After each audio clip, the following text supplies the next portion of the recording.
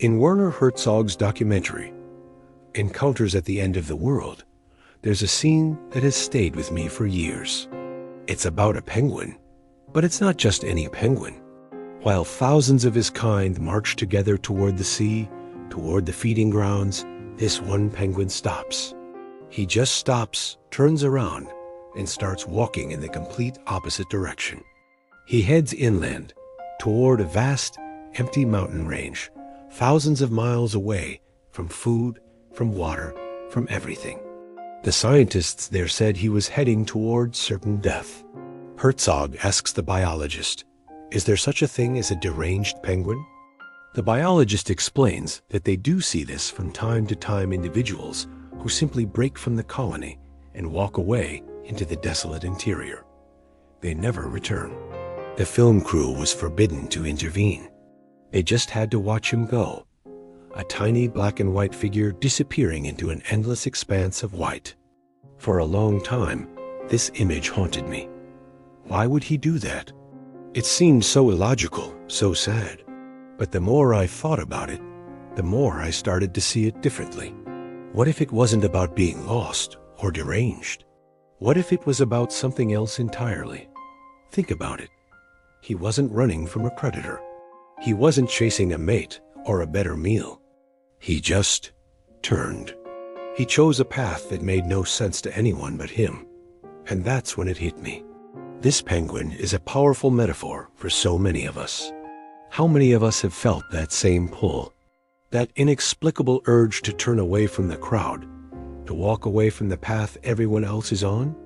The path that's supposed to be right, the one that leads to the safe and predictable feeding grounds. The job, the relationship, the life that ticks all the boxes but leaves your soul feeling empty. We're told to stay with the group. It's safer there. It's what everyone does. But what if staying with the group feels like a slow death? What if the comfort of the crowd is actually a cage? What if every day you spend marching in line, a little piece of you withers away? That feeling of being a stranger in your own life, of just going through the motions. That is its own kind of desolation. That penguin walking toward the mountains knew he was walking alone. He must have felt the fear of the unknown. But maybe, just maybe, the thought of one more day marching with the colony, one more day pretending, was even more terrifying. Maybe the pain of staying put was greater than the fear of walking away. Walking alone is scary, yes, but dying while standing with everyone is even scarier. It's a quiet death of the spirit, a slow fade into the background noise of conformity. We often label people who break away as confused, lost, or rebellious. We see them as deranged penguins. But what if they're the ones who are truly listening? Listening to that deep, inner voice that says, "This is not my way." What if they're the ones with the courage to choose their own destiny, even if that destiny leads them into the vast, lonely mountains of the unknown? That pull you feel, that quiet whisper telling you to move forward while everyone else is standing still, that isn't you being broken. That isn't a sign that something is wrong with you. It's a sign that something is profoundly right.